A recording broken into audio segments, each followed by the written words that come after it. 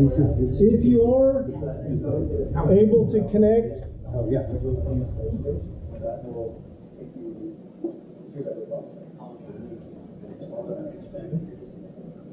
and load that up in that folder, there's a toy with math, and it's a notebook file, so open up your notebook, zip it there, notebook, and start that puppy. That'll be the thing we can play in to try and demystify the great neural network mystery of mysteries.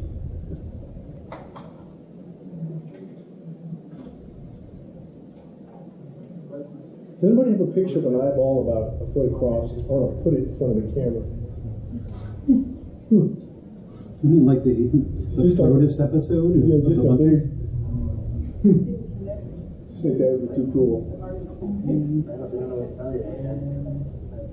I can show them pictures of the grandkids or something. Hey, here's my son.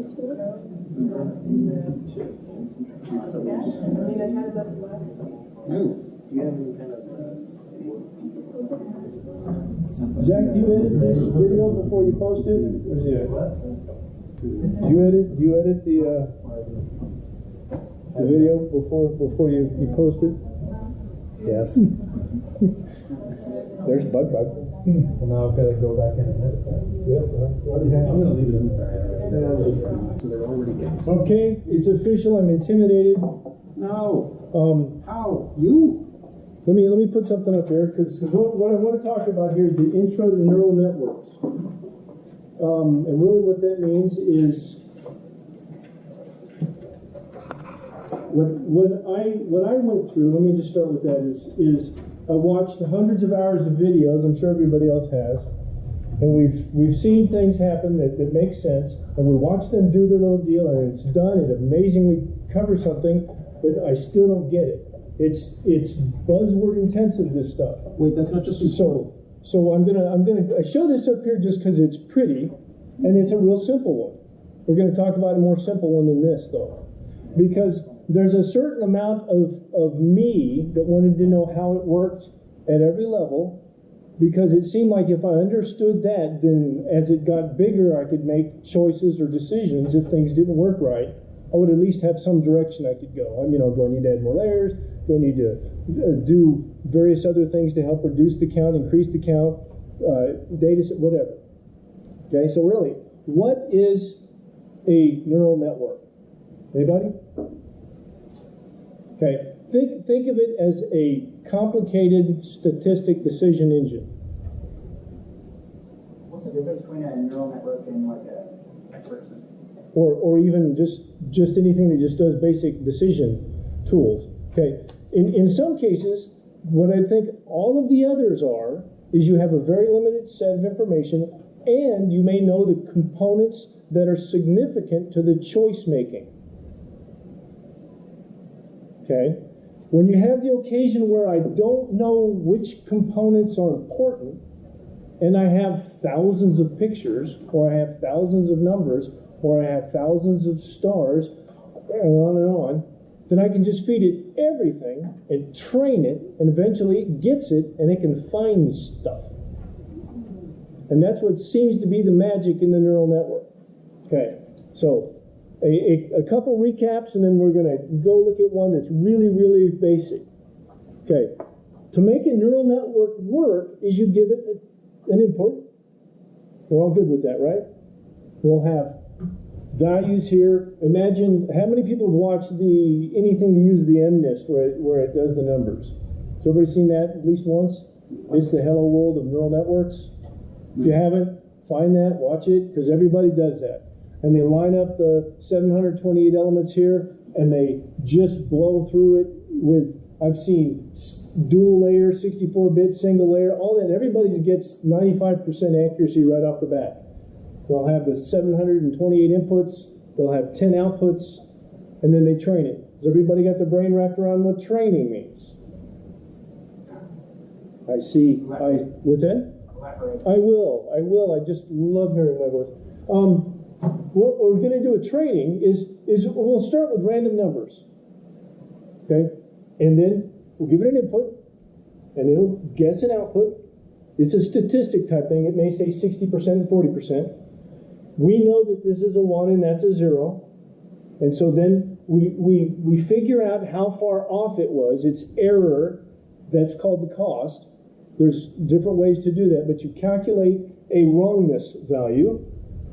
You multiply it backwards through this system depending on how influential the weights are, so that the more influential ones get more change. And if it's in agreement, then you add to it. If it's in disagreement, you subtract from it. It's really straightforward. And you do that a whole bunch, like thousands. And then eventually, you're starting to get to where, as you test every time you train it, it's right each time. And if you have enough data, you'll set aside the training data, and then you'll have some testing data that you'll run through, and then you'll have a number of its rightness. You'll be confident, or you're going in the right direction. So training, recap, inputs, we know the outputs, we calculate the difference, we back propagate that. That's that nice, you'll see back propagation. You'll hear gradient descent, which is a label applied to the fact that they're just trying to minimize the error value. It puts more gravitas in the thing than is work when you work it out. It's just subtraction, or just slope times weight. Okay, so that's the training. Testing, I mentioned, is where you have the second set, and that's it. Well, that's it of a basic system. So far, everybody keeping up? Am I keeping up with you guys? Are probably ahead of me. Okay. And we want to be able to Gotta wave your mouse. You gotta go to your computer and wake it up. Oh, the computer looks this. How clever. I usually don't even learn that long. Okay, so that's a basic one. You can go on, you can hit your Google image, and there's gajillions of them. We're going to talk about one that's really, really, really simple. We're going to have 3 inputs and an output, just the single node perceptron. The way one node would work, because it's really the same thing. This one node is the same when there's a lot of them, except it's applied over and over and over, and that tedium is really the magic, and hooray for computers. Okay, does everybody have their notebook open to that one little file? Maybe? I'm sorry, where's the notebook? Right here on the TS. So if you did the poll. So there are two folders with today's date. One created by me and one created by Dennis. Go to the one with neural network math, NN math. Right down here it says toy neural network with math. We created the folder around the same time and then agreed on naming convention. So we'll combine those after today. Does everybody have that open? Really what you have there is essentially this thing, and I just read it out, so I marked out, I'm going to say it, so that we don't have to type this because it would be just too error prone for us to type it through as we built this. Okay. What we're going to do is it's a real simple network where we have, this is our input set, and typically you'll see X, uppercase X is usually the data set, and then lowercase y is your answer set. Okay, so there's that. One thing I didn't talk about, every node has weights, a bias.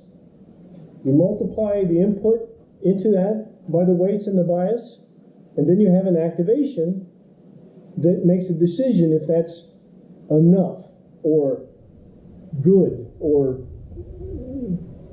workable. Okay?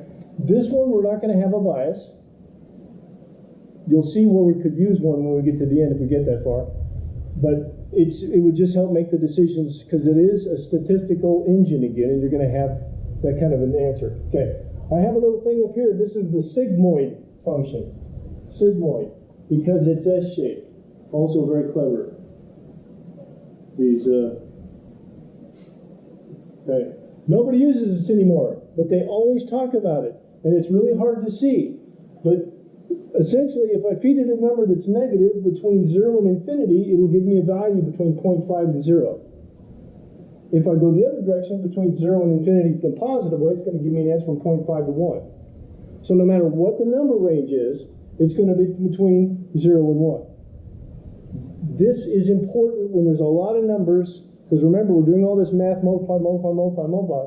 The numbers can go whack real quick. So we keep them in some container of reasonableness. And since we really don't care their absolute value as they propagate through, we're going to do something like this. There's several. There's this one, the ReLU,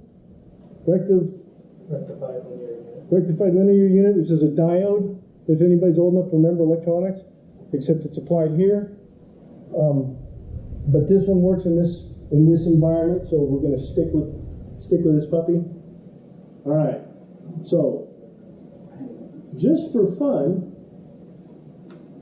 do you remember how to do all your network stuff here? And what I've done is I've left things in place to just see what everything looks like. Of course, it's blue, hit shift enter, it does that cell, goes to the next one. This one here, I just wanted to see what Y looked like, because what you have here, and some of this is the mystery of arrays and array math. This is the array, but we really want it like this. So you're lazy, you type it in this way, .t just does a transform. There's no magic in here, it was just a Python trick. Okay? But this is the input, this is the output. So when we have 0, 0, 1, the right answer is a 0. 0, 1, 1, it's a 0. Well, if you notice right off the bat that in this case we have one of those things where it's the first digit is the significant digit. The ones match the first digit. This other stuff is apple pie. Okay, the joke. What lives in the desert, has 2 humps, goes a week without water, looks just like an apple pie? Camel. I just said the apple pie part to fool you. Okay. People do that all the time. They bring you all this extra stuff, and that's what this is. And this is an example of too much data, and you don't know what's significant. This one you can't because we're smart, and this is really small. But that's because we're smart, and this is really small. Okay. This is input, there's that. So we have these things here. So let's scroll down a little farther. And what I'm doing here is essentially we're just going to piece through a really simple 11-line neural network and watch the math. Let's see. I rammed out that one here. Let me see what that looks like. See if it's fun. Same thing. Just notice, again, this is just the thing is if you just say Y, it does all this other, decorations here. If you say print Y like you would in Python, this is the output, so it saves you all the other stuff. They're essentially identical. I just wanted to, again, remind you guys some of the little things that are handy here. Okay. We're going to see random numbers. And, of course, I want to see what that looks like. I just love this notebook. Okay. So the weights, remember back to our, let me see if I can split this up. That was what I was going to try and do. Exactly. It was big.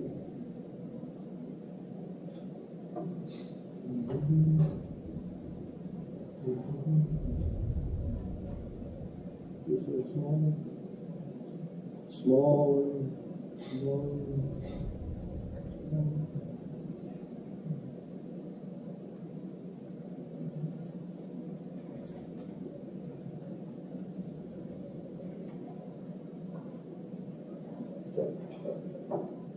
Okay.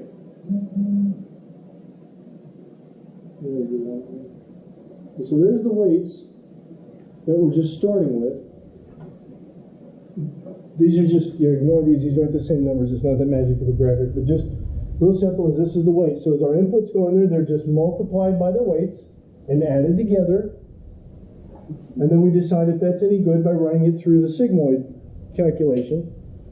And then that will tame the number in case it's something stupid big. We get it back down near 1 or 0, something that doesn't look scary to some other function we have. All right, so now we actually do the training.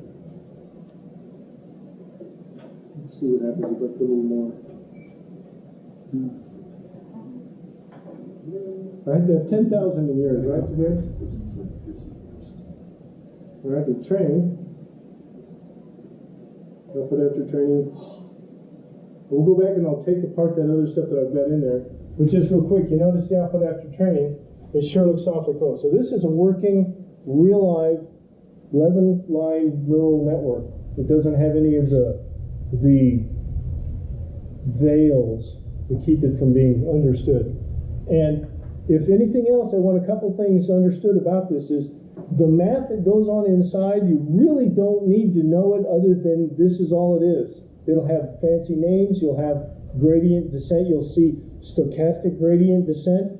That means they used some of the data at a time. Doesn't mean anything super magic. It just means they didn't use the entire data set because it was so big it'd blow up their computer. That's it. Okay? But in case you wanted to come see this do it once, that's what I wanted you to have an example of. Okay. The output, so it's working. 10,000 works great. You'll see that I've got lots of other toys in here. So we can watch it train itself. What did I get in there wrong here, Prince? If for the indentation. Oh, there you go. Oh, I know what I did is I used the automatic thing, that one, and do it manually afterwards. Good eye, man. Okay, did everybody get this view? Were you unremarked that little bit? Because this is just so you can watch it. Makes you feel good.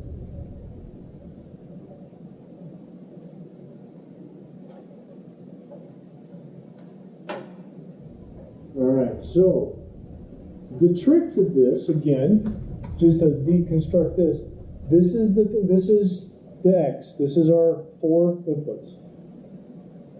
Okay? Then we do some math. We multiply this by the weights. And we come up with our first guess. So that's essentially what this is. And then we see how far off it is. We take our guess minus y, which is that 1s and 0s, and we get our error.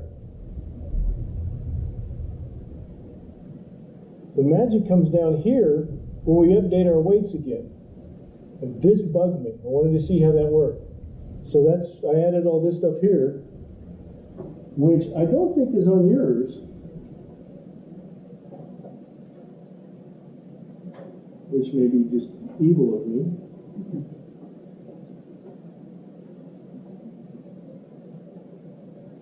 But I think that that's part of the fun is you get to just type this stuff in almost anywhere you want. But did I make the other error that I thought I'd make? Yes. Let me go back up here and change this to where it makes more sense to go a little slower.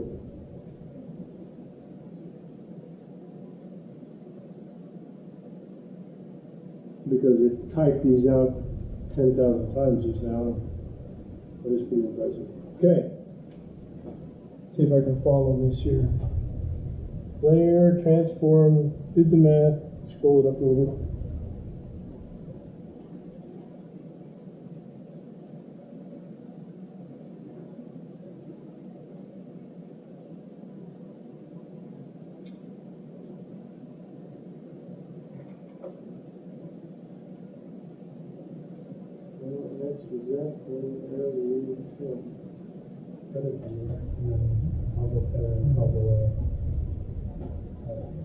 So that's 11.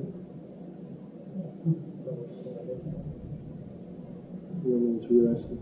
So the V10 V10. Oh, okay. and toggle header, toggle 2 of one.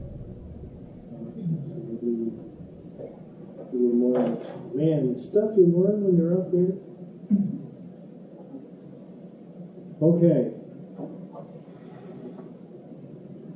This is on a web page called 11 Lines of Python for a Neural Network. I am Trask is the guy's name. And he talks about it. You can go through this. And if you put this with it, it'll explain it. But there's the hard part here, because he says this is where the secret sauce is. Because essentially this is that math where it back propagates the calculation. And I have to work my brain around it each time. Because you have your matrix math, and the way that it's written is always, The weights, they put on the right side because that's the single vector, and then the inputs are on the left side because that's just how the math works to create the next cross-multiplied solution. We always draw the network the other way. That's another point of confusion for me. If that's not you guys' problem, I'm sorry I brought it up. Just one. Okay. Layer 0, layer 1 transform, because we're going to multiply it by this, so we just wanted to create where this multiplies by that to come up to these solutions. And we add that to the weights to get the new weights. You can do it with a calculator once, or want to. It's good for you to do stuff by hand once. I'm old, I remember how to do that. Pencil. Okay. So, with that said, that's what I have. Okay. I added a little piece on this test. Now let's see if it works. I stuck an extra one on here because you can. Created this test array here, and it came up and I did the same math as you see up here for the dot test sin 0, which is the weights. After it's processed, I stuck an extra one in here. It wasn't part of it. My test set. Okay. And you come down here, you look, and I got 0.44874. It's not 0 or 1 like the others. But that's okay. Because again, if we just split down the middle and just at 0.5, because it's on the left side or the right side of that divider, not worry about the magnitude, then it's right. Because this is what it looked like without the sigmoid. This is with the sigmoid. I just stuck that on there because, again, the sigmoid is just fun to have tames numbers here that are all over the place into something that's a property of 1 and 0. Because I rounded it. And look. Woo! 1001110. Because remember, it's the first digit is really the significant one. So it passed. It actually has 100% accuracy on the test data. All right. Okay. Now, yay. Okay, that was kind of a quick walkthrough. And the reason I did that was I just wanted you to have this. This takes a long time to soak in. There's just little pieces. If you want to go play with the math, you really have to have one of those boring days and sit down and do it. Because you have to kind of remember how to do matrix math. And you only did it once or twice. Maybe the math majors in here do it a lot. That was the intimidation part. I love math, no college. Okay, so Air Force. Okay. Let me check my notes here to make sure I've got everything covered. Okay. Any questions on this? Matt? I'm going to throw in a bonus question, actually. Oh, good. Dennis kind of hinted at it with something he said earlier, but does anybody see what task this neural network is designed to do? What he's done, it's doing it perfectly. My question is, do you see what it's designed to do?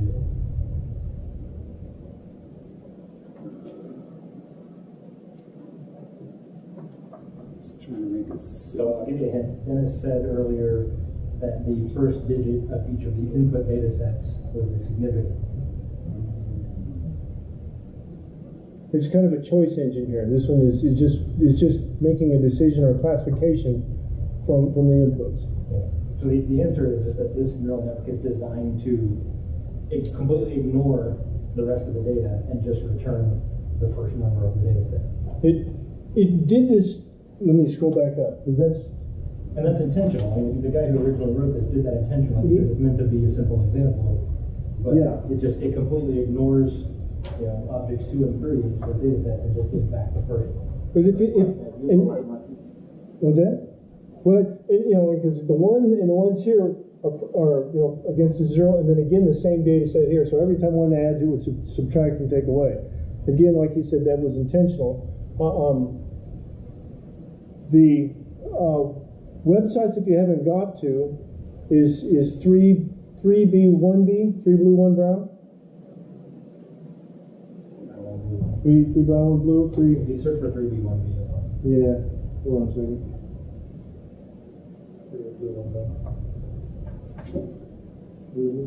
I just put 3B1B down there. I keep forgetting which way his deal is. Yeah, if you Google just they'll just vision for it. Usually one graph. Yeah, he's reached popularity critical mass. I think that's enough to fund him.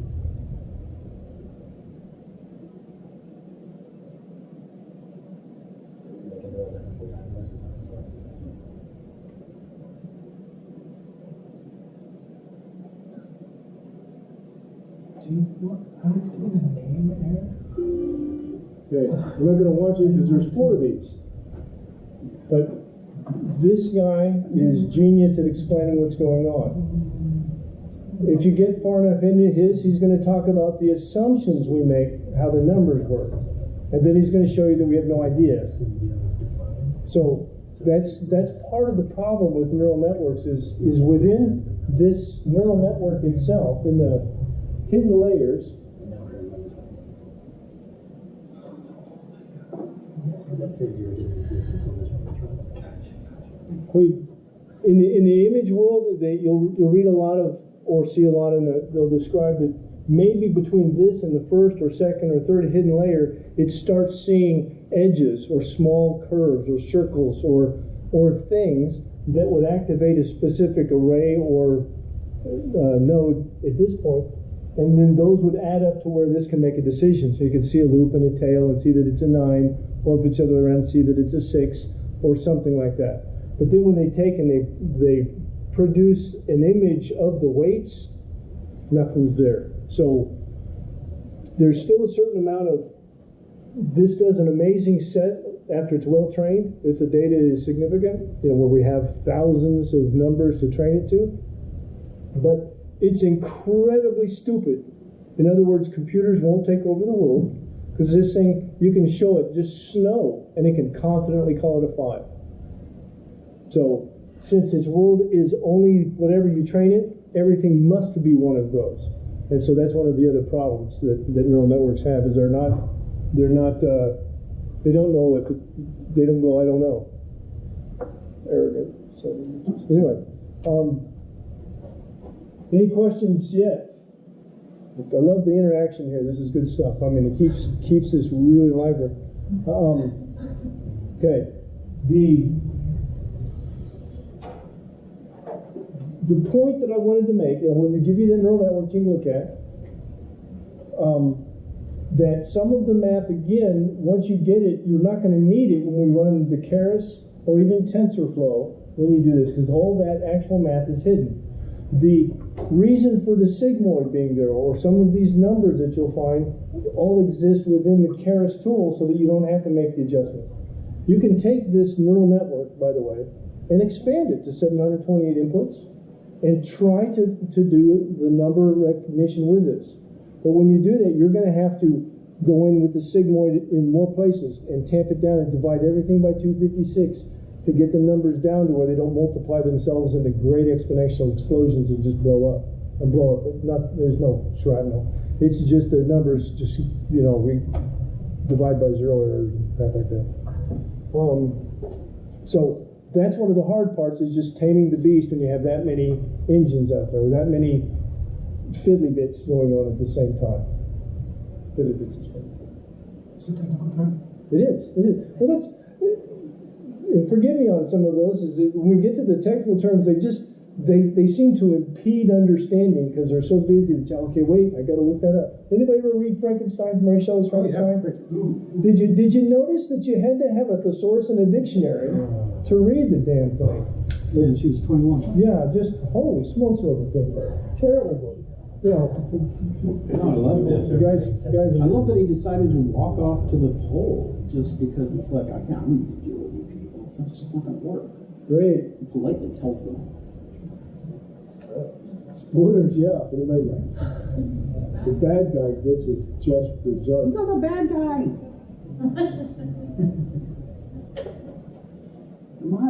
Well, actually, frankly, doctor. Okay, before this gets twisted and out of scope, to study literature, it's a recursive neural network. We'll get there maybe.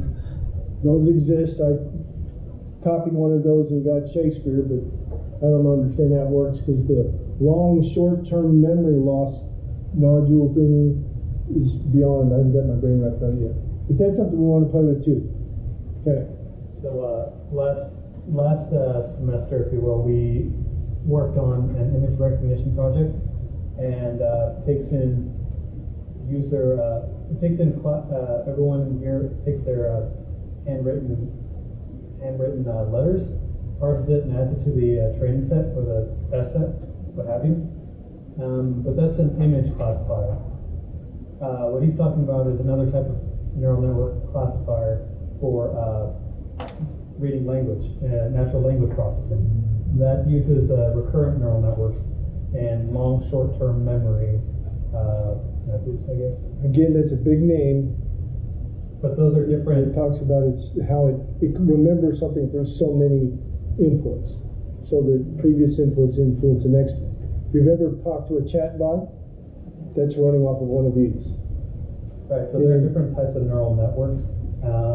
We're going to try to mention them, but we can only really focus on one. But we want to get to the point where you can feel comfortable that you can read documentation and play around with it, like know how to build it if they provide an example. Okay. Are you? Awesome. Because, yeah, he said what I was going to say. Good for him.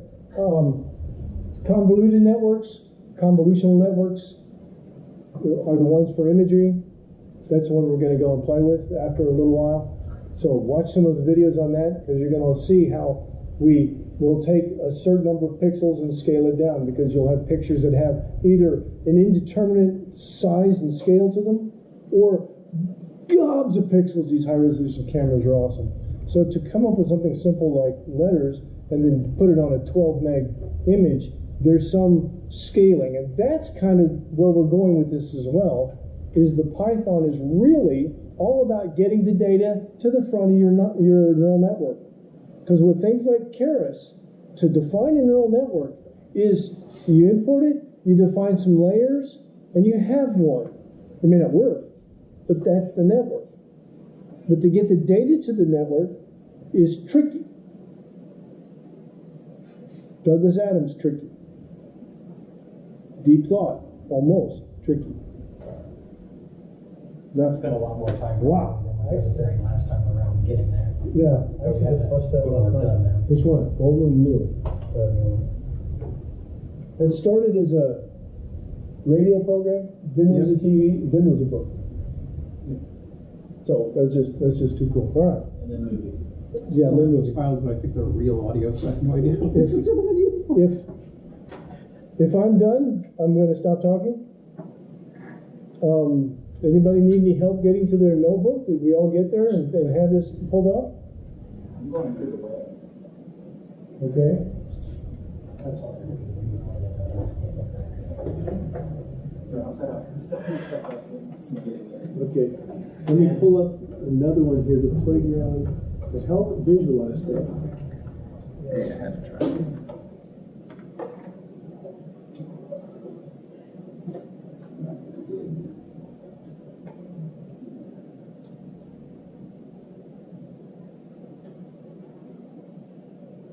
Okay. Just for places to play to help you visualize what's going on, playground.tensorflow.org. Gadget. Choose your data set, add things, and what's fun to do is up here you can change your activation, as we talked about just now with the ReLU and the TAN-H, I don't know the math behind that one, sigmoid. And you can create something that works simply out here and see how many epochs it takes. An epoch is just how many cycles through the data set. How many epochs it takes to make it working. You know, it's captured the data, so it's got a good control over this here. And you can see its training loss, hair test loss, and training loss. And then just change one thing. This at the level I am, I just call it a toy. It just shows me how significant the small changes make. in some of this, so that we have a bit of that. When you get there, then you have to try things. But I've had real good luck with the Relu up here, and I've had it blow up with the Sigmoid. So this is just a place to play with, and you can add, like I said, you can add more input nodes. You can add a couple of hidden layers to it to try and improve your accuracy, just to get your brain wrapped around it. It's got some pretty ugly data sets. It's got a spirally one here.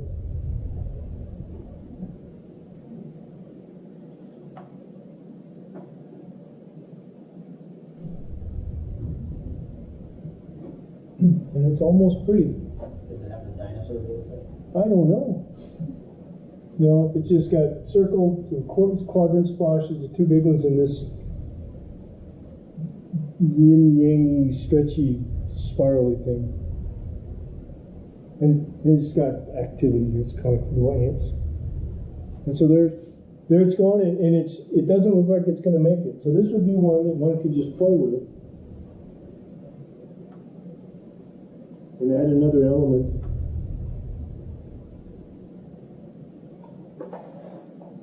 And just see what it takes for it to be smart enough to understand how to do stuff. Sort of back in there.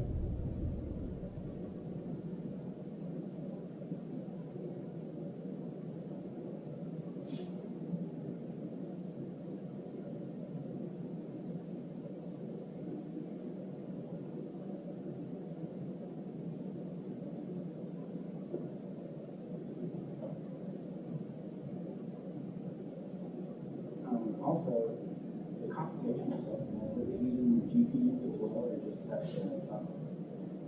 This one, or mine. That's another layer of complexity. For the really big imagery stuff that we were doing at Tulsa Data Science was, when we started about a year ago, it was identified as sea lions. And they brought down 100 gig of files. And the images are satellite images of the shoreline with just serious resolution. And the test set was the sea lion. Somebody put little colored dots on them for the adult male, the adult female, the juveniles, and I think there were 5 classifications. And the best computer in the room couldn't do it. And I think, Ben was using some cloud time and got it down to a couple hours or something for it to do 10 or a dozen epochs so that he could see any progress. So that one, as a problem itself, is a GPU kind of thing. So again, it depends on how big the issue is or how much time you have on your hands, because it's just a trade-off of time. That's the whole thing. So this guy's still cranking, and it's still. Okay. Overtraining. I didn't bring that up. I want to bring that up for a second, because that takes a while for your brain to wrap around. Let me just stop this here for a second, because that's fine.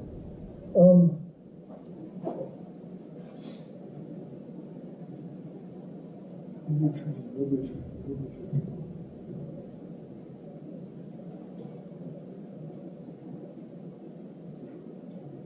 Okay. Any dot that shows up out here would be considered in the gold side. We'll call that gold. It's marigold and copper. Dolphin blue. Okay? So a dot up here would be blue, a dot over here would be gold. Dot up here, gold, blue, and this would be a well-trained set. If we had the algorithm so that it created the weights such that if I put a dot over here, it didn't know what to do, like it followed this super perfectly so that it only did this and everything else was kind of just a random shot at the dark or the gold or blue, that would be overtrained. Okay, overtrained. If we come across something that's overtrained, it's usually because we don't have enough data sets or enough test data pieces. And we've let it cook too long, and it's been able to fine-tune it down to where it's trained everything. The solution is more data Or sometimes we can take the data and put little aberrations on it so that we multiply the data where it belongs so that it's a little fuzzier so that it doesn't overtrain. So there are some naturally occurring, there are some data sets that are not naturally occurring, but Yeah, of course. real estate data appears to be overtrained. But one of the reasons that real estate data appears to be overtrained when you look at models of it is that the real estate market is set up that way. Like it's set up so that everybody who earns this amount of money and has this education or whatever lives in these sections, and we had a Tulsa data science talk a couple of years ago, and the speaker used real estate data Well, part of the problem there was that you have significant data sets that mean the same thing. Yeah. And that was the trouble with that is when you take that, and this is where they don't have enough data to just use just a straight up neural network, and that's where they're using some of those, choice engines. What's the one everybody?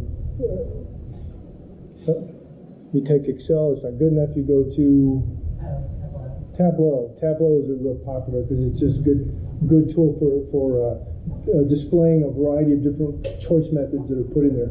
But that's the trouble with that data set is there's 10 columns of data and 7 of them mean the same thing. Yeah. And so it's real easy to get it weighted to one side. So some things just you need to apply data munging to that and extract stuff that has value and ignore the rest of it.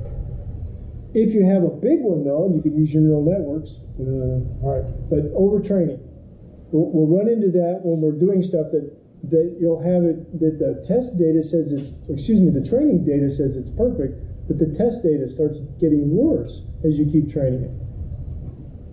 Okay, I'll let that soak in because it's easy to just know that academically, but when you get it, it's really cool because you can visualize it being overly exacting on the calculation. Any other fancy term that I forgot? Sesquipedalian. Wait, I didn't hear it. Sesquipedalian. What were those graphs on the far right next to the apple? The ones up at the top up here? Yeah. The test loss and training loss? Yeah. Yeah, it's those as you watch those, let me refire that with something that's back to a little more complicated. That was too quick. Yeah. Too good. Let's spiral again.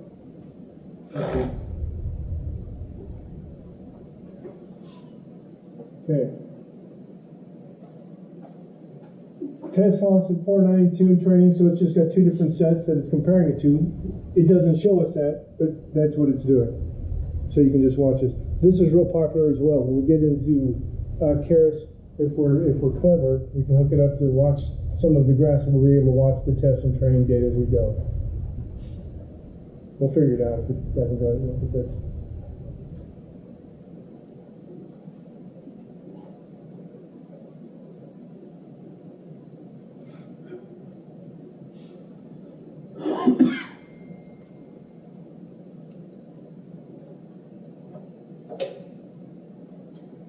Board while playing with it. Keras does have some built-in data sets. It has the MDIST handwritten digits. It has the MDIST fashion. It has some Boston housing market data. There are a few others. I don't remember all of them, but they're built in, so you don't have to go searching for the data. What program?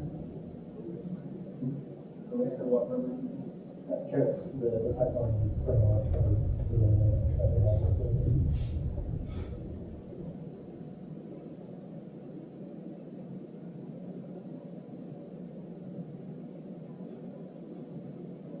Okay, homework.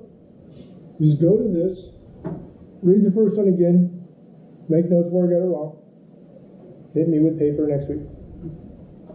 And then do part 2, he adds a layer.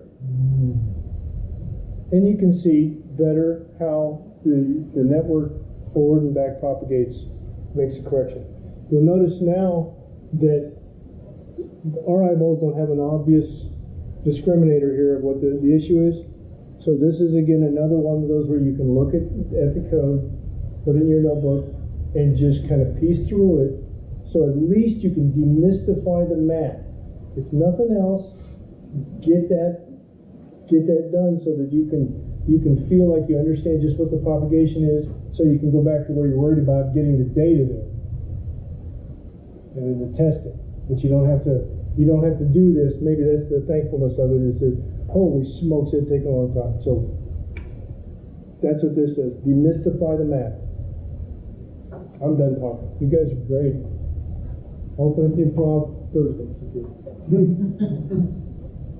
Any questions?